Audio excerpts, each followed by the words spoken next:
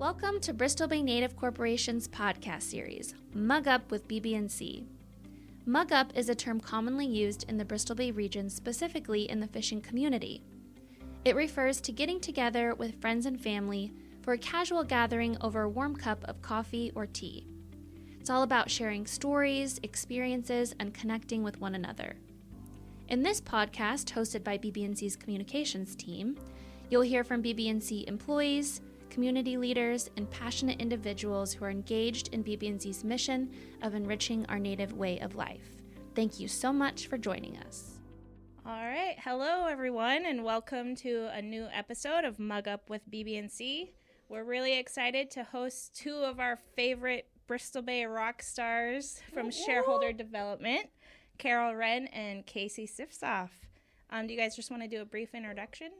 Uvlalotak, Uvangatiga, Isawaka, Kaktarumirunga, Chugyomiunga. Hi, I'm Wren. My Inupiaq name is Isawakak. My family comes from Kaktagruk, which is Kotzebue, and I grew up in Chugyong in Dillingham. I've been here at BBNC it'll be 10 years in April. Yeah, it's been an awesome place to work, and I'm really happy to be sharing a little bit about what we do every day. Awesome. How about you, Casey? Yeah, my name is Sifsof. I'm originally from Dillingham, Alaska. I was born and raised there. I also have family ties to Clarks Point, and I've been working here at BBNC going on almost 9 years. So really enjoy working in shareholder development and excited to talk to you guys today. Yeah, we're excited too. You guys are two of my favorite people here at BBNC, and I love what you guys do in shareholder development. I think it's super important, so we're so excited to have you guys here today. It's called Mug Up, our podcast, and we all have drinks, so why don't we just talk about maybe what we're drinking? I'm drinking coffee because it's early in the morning. What about you, Carmel? Yep. 12 ounces. I made my own coffee this morning with our little espresso machine, so I'm having a latte that I made. Mm-hmm. And I do not possess those skills to make coffee, so I bought my coffee and poured it in a mug. So drinking a good latte. It's delicious. Love it. The Shareholder Development Department does so much. We're going to break this episode into two segments. So we're going to record all of it today, but we're going to break it up just so our listeners can have a little break in between. But thank you guys so much for being here. We're so excited to have you. Yeah. All right. Let's get started. So for those that don't know, can you guys talk a little bit about what shareholder development is and why it's important? Yeah, so shareholder development really is all about our people. Shareholder development is a key department and function at BBNC. It's a part of our core strategic goals of working with shareholders, descendants, and spouses to help them really explore their career goals, to talk about job opportunities, to explore what training interests they may have, and really just help them explore what they want to pursue and how they want to be successful professionally. So we offer a lot of programs that we'll talk about today, but really it is all about hearing from young people. We work with youth all the way through professionals who are potentially trying to transition careers. And I do really appreciate that we serve shareholder spouses and descendants in the services that we offer, and we serve a lot of folks every year, right? And no matter where they're at, in their either education, their vocation, we meet them where they're at and really talk about what those next steps can look like for them. Can you talk a little bit about the team members that are a part of your department and what each of them do, just to give a background for our listeners on what services are provided? Yeah, so as I mentioned, I've been here 10 years. We pretty much added one staff per year for the time that I've been at BBNC. So we started out as a team of one. Casey and she came on a year after I did, and then we've added staff progressively since then, really to be able to serve more shareholders in the work that we're doing. And as we grew programs, we needed more team members to really help deliver that service. So we actually right now have a team of 9. We have two in-region Dillingham-based staff that provide a variety of services, and we do culture camp, so we have a program staff that does culture camp. We have a recruiter who does one-on-one just job assistance and recruitment for our companies, as well as for positions that we know our partner companies are potentially recruiting for. We have a training manager, we have a program manager. Casey serves as the director of programs. We more recently in the last year have been exploring grant opportunities. BBNC itself is not a nonprofit, but has become eligible for different grant opportunities, and kind of post-COVID and different funding resources that have become available, BBNC thought it would be important to really look at what grants it could potentially tap into to benefit our shareholders in our communities. And so we have a grants manager that works for us, and we and then also have a workforce development specialist that will be joining us. So Cool. we have a great team of folks, again, that are providing lots of services. Can you guys both tell us a little bit about your background and what drew you to a career in shareholder development?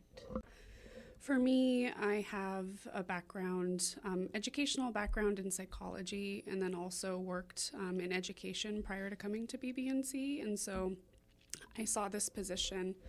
I started off actually as a workforce development specialist, and so saw an opportunity to work directly with shareholders. So what I'm passionate about is helping people to pursue their aspirations, right? Like what they're wanting to do, and being a part of that experience, kind of that moment of impact that sets them on the right path, is really rewarding for me. And so being able to work with shareholders, again, to help them pursue their goals so that they can meet the needs not just for themselves but for their families, and so they can serve their communities. Like that's what motivates me to be here.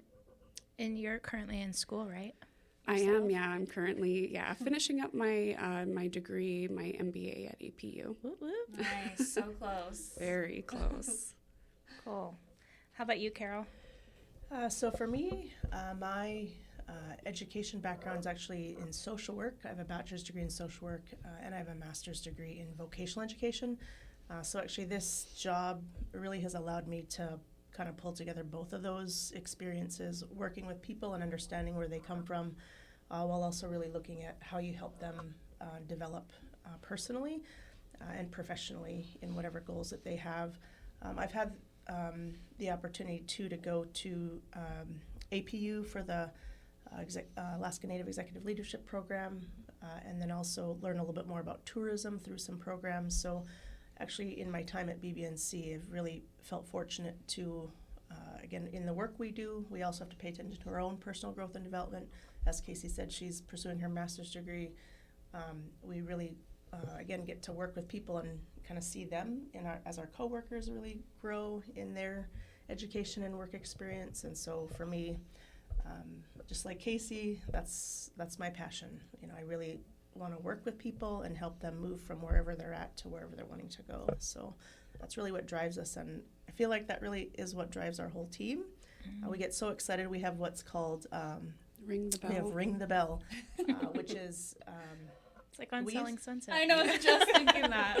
so we actually used to, when we were smaller, we actually were close enough in our offices to ring the bell, and you could actually hear it and be excited about when someone got a job or they completed a training or they accomplished a goal. Now through technology, we have it on our Teams page where we're able to share those success stories with each other, because we know that that's what really drives us, and we want to share that with each other. And then we actually work with you guys really well on showcasing those successes in our newsletter and in other places. So I think that is really what motivates our team overall.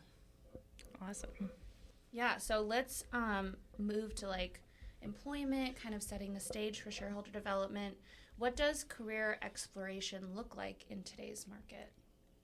I think that career exploration really is individualized, right? So like I said, we approach and work with people where they're at, right? So how you have conversations with someone who is freshly out of high school is going to look and feel very different than someone who has just recently graduated college or is in a career transition.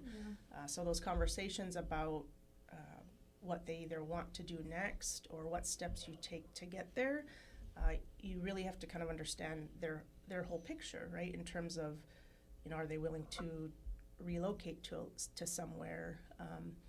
what kind of advancements are they wanting to potentially make?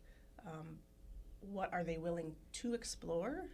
If someone doesn't know what they want to do, really it's having really good conversations about what those options are, and then giving people the time to actually consider those, right? You can't just have one session and be like, okay, now I know what I want to do. That's not realistic for most folks.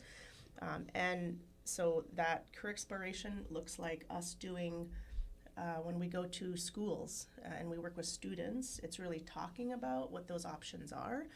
And there's so many options for young people, for anyone really, but it's making them aware of what those choices are and what tools they can use to really take those next steps. And so that career exploration for them, there's career fairs, there's different one-on-one career exploration activities we can do with young people to start getting them excited about what options they have in their future.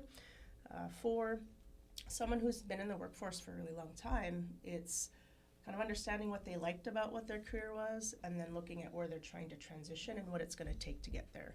And what can you use to really take those steps, right? So when I think about folks we've worked with, it's can we use an internship or a job shadow or a work experience to help them consider what those next options are. If they're considering higher education, like they maybe have a degree but they want to transition to a different career, well, what does it actually take for them to be considered for those positions? And you can connect them with someone that's in the work, that's already been successful in doing the work, to make sure it's really kind of the direction they want to go in, or it's giving them materials about the job. We have a lot of tools like the Alaska Career Information System. You've got a lot of information with like LinkedIn, with all kind of the job search sites. We use all of those tools when we're working with people to explore their careers. And again, right now, there's a lot of jobs open that are not really going filled. And so if people want to do career transitions in some industries, this is a great time to be able to do that. But it really is, from our approach, an individualized process of exploring careers. It depends on where you're at in your career, whether you're really early on or if you're kind of career transitioning and or even into retirement. We do have folks that are retiring and kind of considering, like, what else can I do, right, in our community, and how can I contribute? So we tap into some of that too. Like, even with we offer a culture camp. Like, we're connecting with elders, right, on how they can connect with young people. Well, that's not necessarily career specific, it's giving to our community, and they're tapping into those shareholders to do those activities. So even to some degree, that's kind of career focused. Yeah. I think just the main message of starting early, right? Like, so there's many opportunities for young people to engage in programs where they're getting exposed to different careers. And so just encouraging young folks to take advantage of those opportunities that are available through their schools so that they can start to assess what they like, what they don't like, so that they can have a better informed decision, like once they cross that high school bridge, like what's beyond that, you know what I mean? So really looking at what the options are. And I think Carol will probably talk about the CTE opportunities that we provide a little bit more when we talk about youth programs, but just taking advantage of it, right, and what's out there and what's available. What are some common challenges that you guys are seeing people face today during job searches, and how does your team help overcome those? Some of the challenges that we see, they're not new challenges. They're challenges that continue to be difficult for people today. But the biggest one, I think, is people are not tailoring their resumes when they're applying for jobs. They have a generic resume that they're submitting for each application. And if you do that strategy, it often doesn't get you through the door to the interview phase, because they're wanting people who are taking the time to look at what the job description says, tailoring it to that job description so that the employer can see that they're the right fit for the job, right? So that's the biggest thing, is we work with shareholders to identify, what reviewing the job description, what that tailoring needs to look like, and offering that support to do resumes, and also just practicing interview skills. That's another service that we provide, because people, either they haven't had an interview before or they're out of practice, and so taking the time to practice so that they feel confident if they do get to that interview stage. I think some other challenges are employment barriers relating to experience, like maybe they've made some poor decisions and they have a background that we have to work with, and so that will sometimes limit the scope of the job search depending on what they're eligible to apply for. I think the other one is drug testing. Marijuana is legal in the state of Alaska, and we run into that with employers where they still will not allow an employee to work if they do utilize marijuana. And so having those conversations up front, saying these are the requirements of the job, can you comply with these requirements? If not, let's look at some other options, right? So those are some of the main challenges, but we have staff that are here to support and provide that individualized service to shareholders so that we can help them reach their goals for job obtainment or advancement. And I'll just add, I think this isn't necessarily a challenge, but something that oftentimes job seekers don't tap into or take advantage of is kind of that adage of it's not what you know, it's who you know. We're a the people that we connect with and the employers we're connecting with, we're a network of people who know other people. All of us on this podcast right now have a network of people, and oftentimes we can push out lots of information about jobs, but it's actually talking to who you know, your relatives, your friends, and that network of people that you could tap into to say, hey, I'm looking. Do you know of an opportunity? And oftentimes it's timing, right? In terms of a job becomes open, it's like, oh, I know this person, and I think they'd be a great fit. And so to me, really taking the time, people just don't take the time to think about, oh, who do I know that actually would help me look, right? Because they're either afraid to say they're nervous to say that I'm looking or that I need help. That's for us, that's what we're here for. That's what our job entails, right? To be helpful in that process. And I think the other challenge is that if you are applying and you're not getting a response, it becomes really defeating for people. And I think that part is kind of where we're here also, is that our team is there to keep supporting you, to keep looking at options, to keep finding opportunities that will fit for wherever a person is at. And so I think those are two areas that what we're trying to do is just keep encouraging, because it's not always an easy process. And again, I think in today's job market, because there's a lot of jobs, it's a little easier to potentially find them, but it may not be the right fit for you individually, right? And that's what we're here for, is to really try to find where we're at. I think the other piece of it is we do work with people who are also already working, looking for other opportunities, right? So we have shareholders, descendant spouses who come and say, I'm in a job, I'm not happy in the job, I want to start looking elsewhere, right? And so I think those are job seekers that we also enjoy working with in terms of, okay, what's not working and where you're at? Are there ways you can problem solve there to make it better? And if not, what are the next opportunities that you're looking for? And kind of really talking through some of that. That's not always an easy transition either. That it can be challenging for people too. So. And time consuming. Yes. And I think that's where people get frustrated or just kind of down about the process. It's like, I'm not already happy, but then I want to transition to, and that's change and things like that. But those are, again, we work with folks that are not working, looking for work, as well as those that are working, trying to find another job, and also those that are in a job who want to advance, right? And so those conversations, actually I was just in a call yesterday with someone who is in a job, they're having a transition now, and they're trying to figure out, what does that mean for my pay? What does that mean for benefits? How do I have this conversation with this new manager that I'm going to have? How do I emphasize certain areas that are important to me while also still feeling like I'm making the right transition and move? And having a sounding board and just someone to talk through that conversation with is a key. That's a way that we can be a resource to people. Yeah, it's such a great resource, because those are things you don't learn in school, So. Something that just popped into my mind, and I don't know if we were going to get to it later, but is the BBNC Talent Bank. Can you guys talk a little bit about what that is? Because that's a pretty new resource? It's fairly new within the past few years. We've had different iterations of talent bank systems through applicant tracking systems that our companies use, but We made the decision to tie it with our shareholder information system because that's a system that's constant, that we can populate shareholder information. And what's nice is that it connects to the portal, so shareholders can go in and they can update their work history, their skills, their education, and then our team can see that. We're reviewing people who are submitting their information, so that's an additional way to engage with the corporation. Even if you're not looking for a job right now, you might be open to something in the future, and so continuing to update your information on there is really helpful for our team as we come across many opportunities with our companies, but also a lot of external companies as well. And so we find it as a very useful tool and are trying to get more and more people to upload their information into the system, which includes their resume as well. Yeah.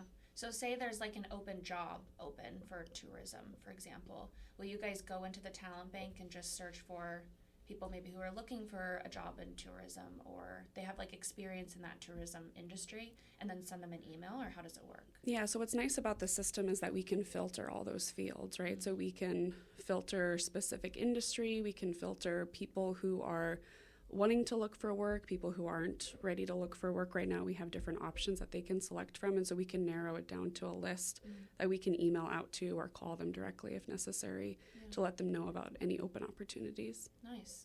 And they can sign up for that at mybbnc.net. And if you're a shareholder or a spouse, you can also sign up at mybbnc.net. And instead of just clicking shareholder, you can click spouse or descendant, and you can still have a talent bank profile on the portal.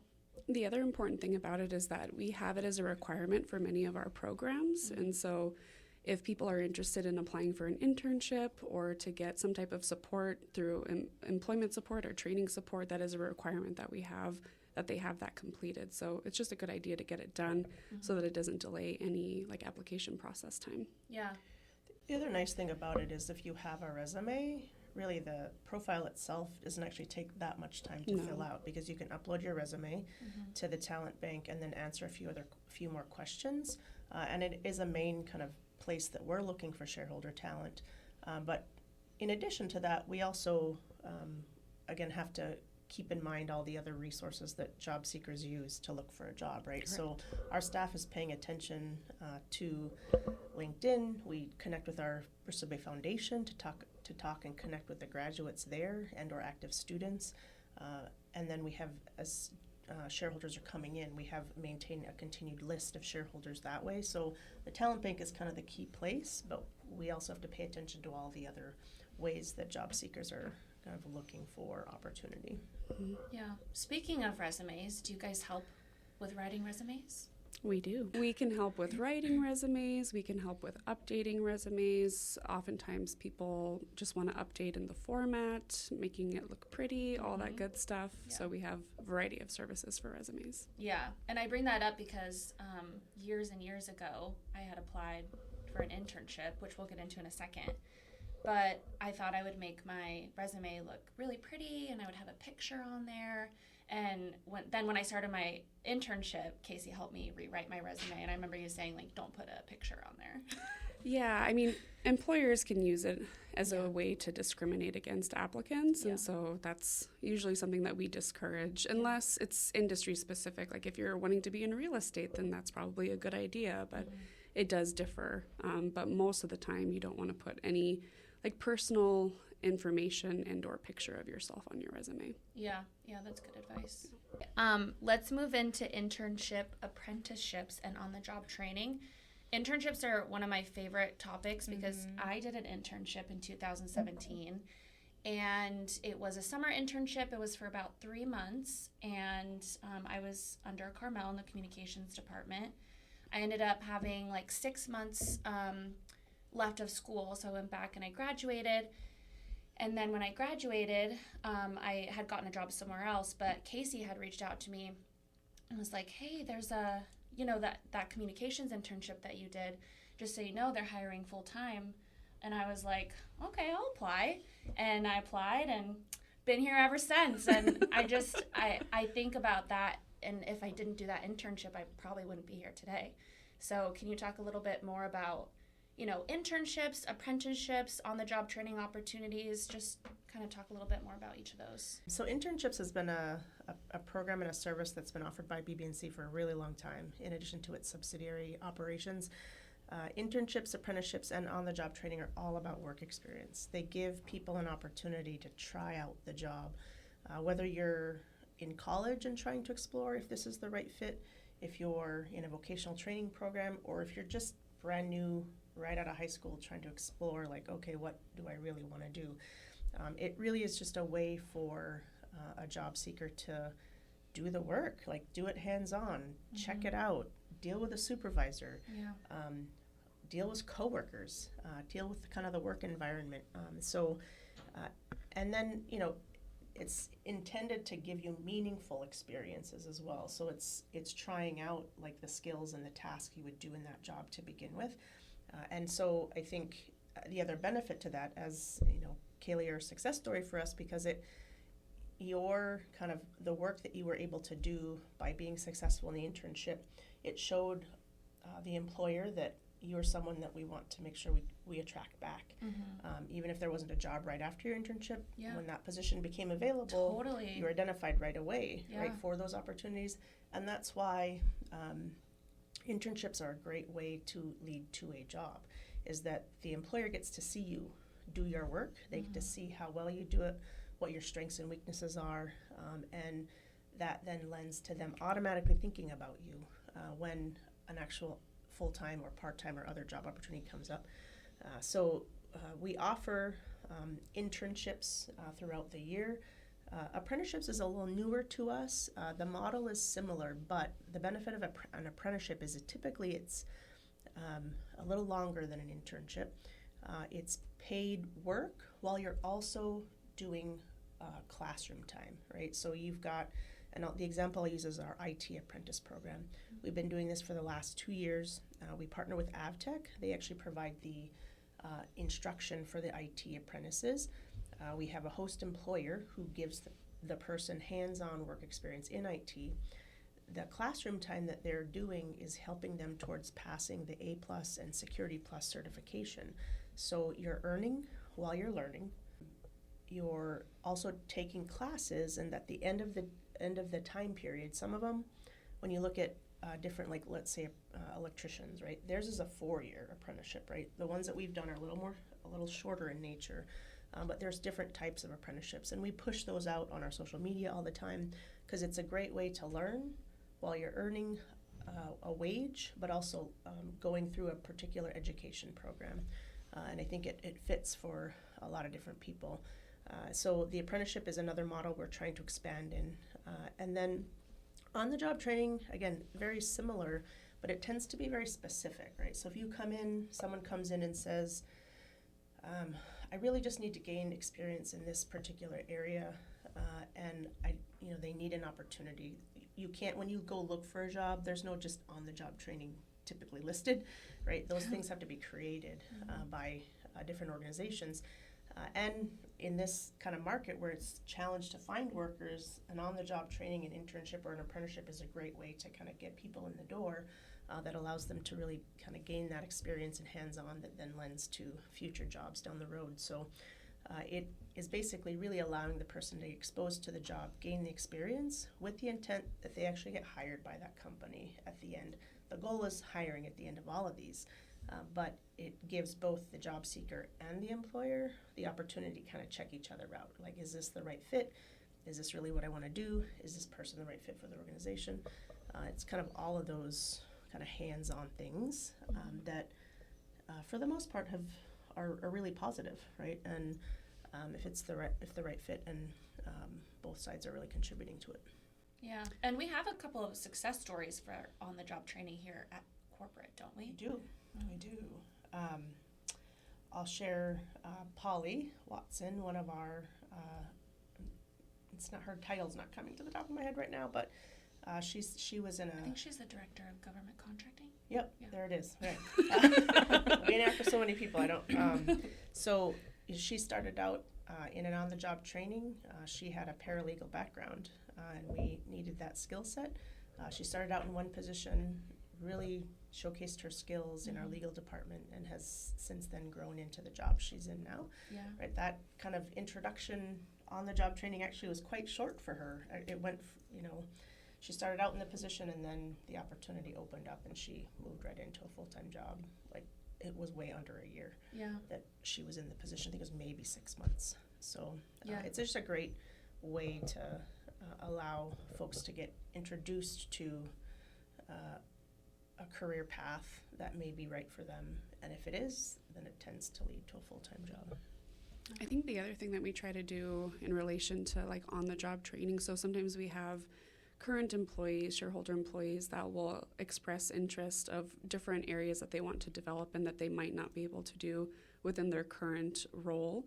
And so we look at what are the other opportunities with other departments or maybe other companies within our family of operations that can help provide them the experience that they're looking for so that they can expand in their overall development too. So we do look at those opportunities when we're asked, and we're trying to connect with our shareholder employees as much as possible to really assess what their personal and professional development goals are. Yeah. Well, I'll say really quick, I did an internship like a long time ago, I think before it was even officially a program.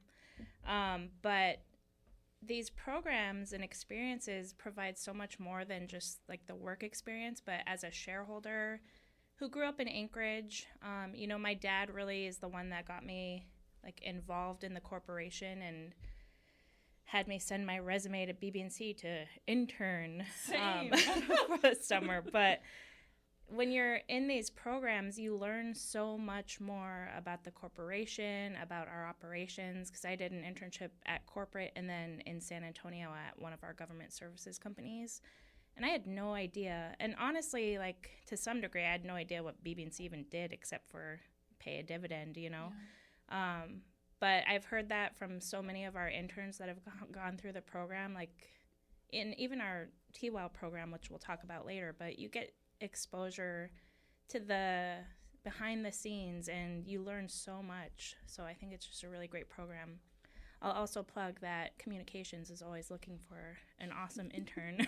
Yeah, I'll just say that school is obviously super important, but there's only so much that you can learn in school. And I think that just having that office experience is really important to not only put on your resume, but also to meet people, to network, to get mentors. And like Carol was saying, let's say everybody knows 10 people. Those 10 people also know 10 people. So I think the more people that you can meet and network with, the better.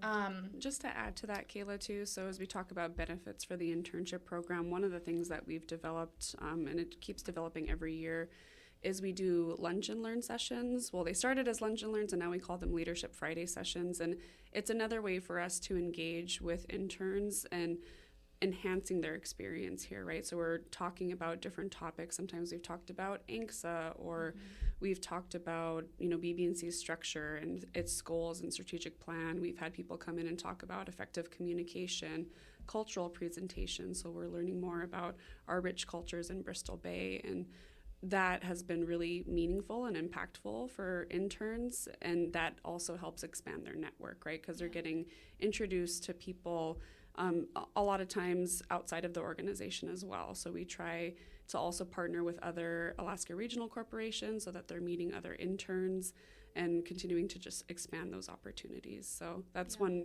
benefit that's grown over the years. Yeah, and you guys also do fun stuff like Make a Guduk, which if you kind of maybe grew up in Anchorage and didn't know what a Guduk was, that's just such a cool experience to learn more about your culture. Yeah.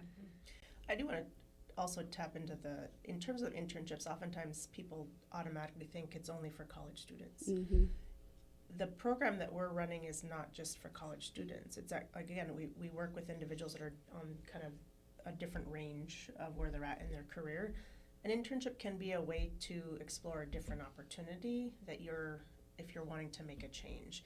And so I think that I hope that folks realize that you can be in a position, have been in a career for a little while, and just because it's called an internship doesn't mean that it's not meant for you, right? Yeah. It's just if you think about it just as a work experience that allows you to transition, it has worked for many people to actually make that kind of career change, is that it's exposing you to a work experience, a network, and other opportunities that allow you to then kind of go in the direction you want to go in. So, and we've been really intentional about that, whereas it's not, some programs will say you have to be a college student, you have to this, there's some very specific requirements.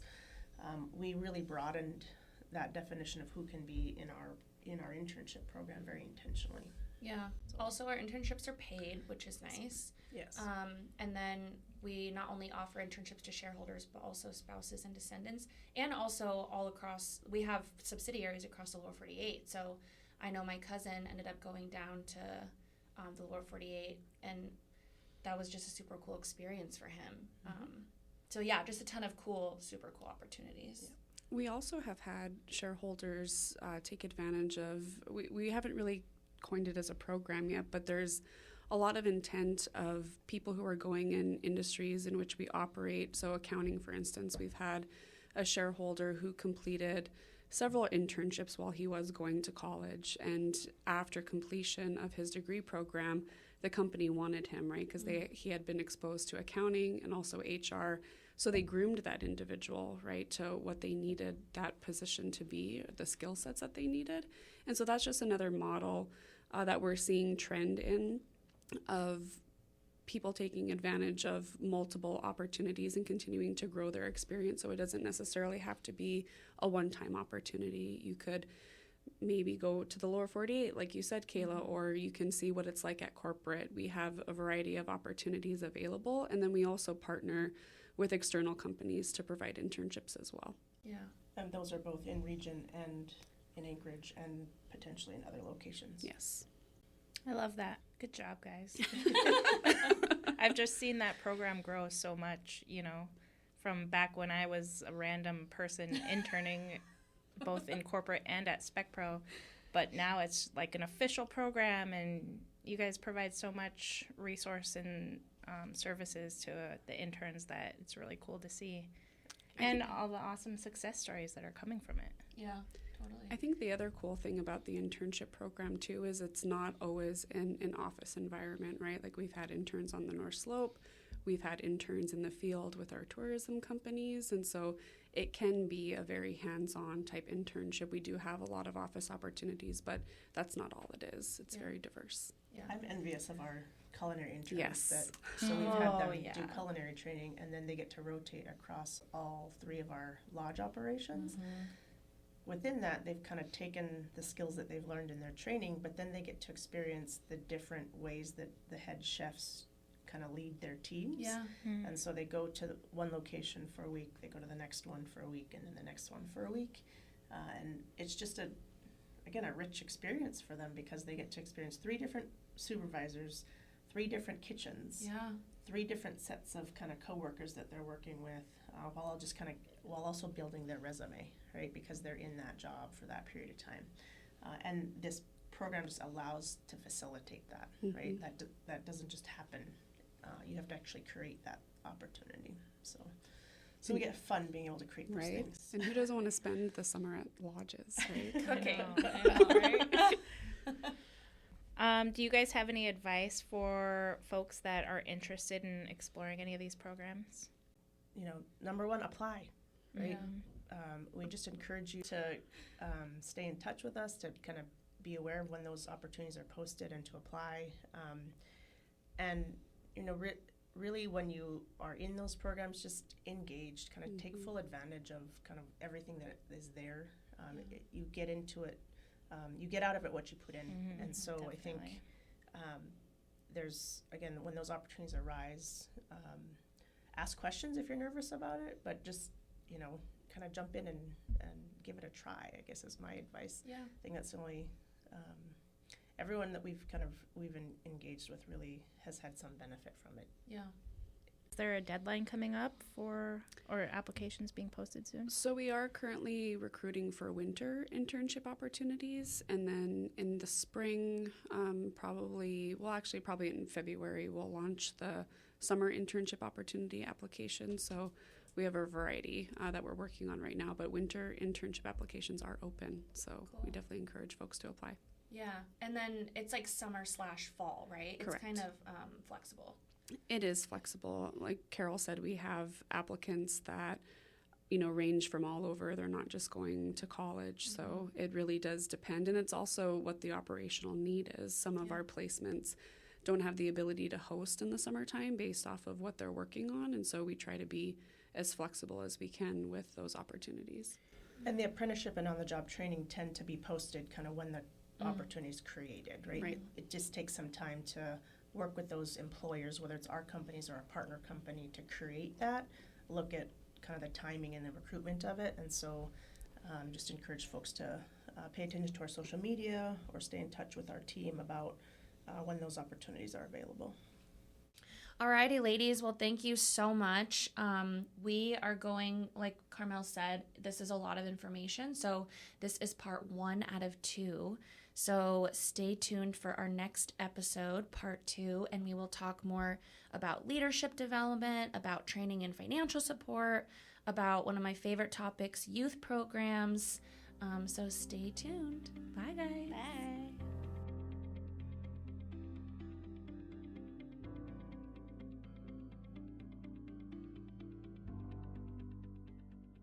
We are the legacy of our elders, each of us unique, with gifts to give and histories to make. Our resilience will carry our voices forward to build the future our elders imagined. We are the next generation of Bristol Bay Native Corporation shareholders, and we share so much more than a corporation.